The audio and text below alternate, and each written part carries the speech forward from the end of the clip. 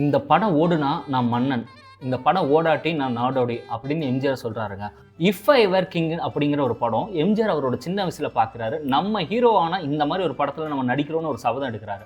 அதே மாதிரி அவரோட பீக் கெரியருக்கு வரப்போ அதே மாதிரி ஒரு படத்தை வந்து அவர் ப்ரொடியூஸ் பண்ணவும் செய்கிறாரு. அந்த படம் தான் நாடோடி மன்னன். இந்த படத்துக்கு ஃபஸ்ட்டு டேரக்டராக புக் ஆனது கே ராமநாத் அப்படிங்கிற ஒரு பெரிய டேரக்டர்.